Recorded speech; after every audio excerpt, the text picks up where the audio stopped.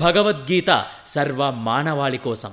నవమోऽధ్యాయః న చ మాం తాని కర్మాణి నిబధ్నంతి ధనంజయ ఉదాసీనవదాసీనం అసక్తం తేషు కర్మసు.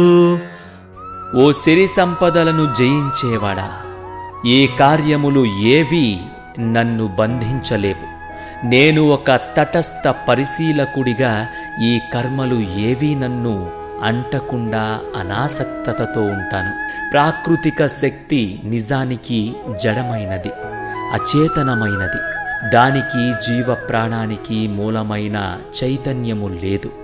మరైతే అది జగత్తుని సృష్టి చేయడం వంటి అద్భుతమైన పనిని ఎలా చేయగలదు అని ఎవరికైనా సందేహం కలగవచ్చు. రామాయణం దీనిని చాలా చక్కగా వివరిస్తున్నది. భౌతిక శక్తి చైతన్యరహితమైనది, కానీ దానికి భగవంతుని నుండి ప్రేరణ లభించినప్పుడు అది చైతన్యవంతమైనట్టుగా ప్రవర్తించడం ప్రారంభిస్తుంది.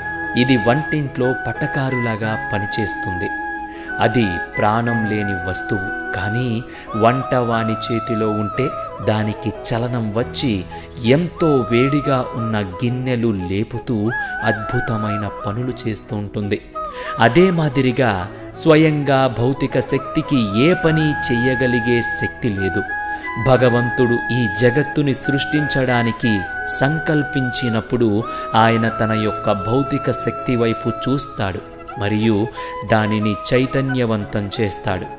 ఇక్కడ ప్రధానంగా గుర్తుంచుకోవాల్సిన విషయం ఏమిటంటే, సృష్టి ప్రక్రియ అంతా ఆయన సంకల్పము మరియు ప్రేరణ వలన జరుగుతున్న ఆయన మాత్రం భౌతిక శక్తి వలన జరిగే అన్ని పనులకు అతీతంగా వాటిచే ప్రభావితం కాకుండా ఉంటాడు.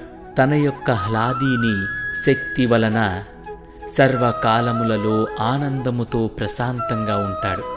అందుకే వేదములు ఆయనను ఆత్మారాముడు అంటాయి. అంటే బాహ్యమైన ఎలాంటి సహాయం లేకుండానే తనలో తానే రమిస్తూ ఉండేవాడు అని అర్థం.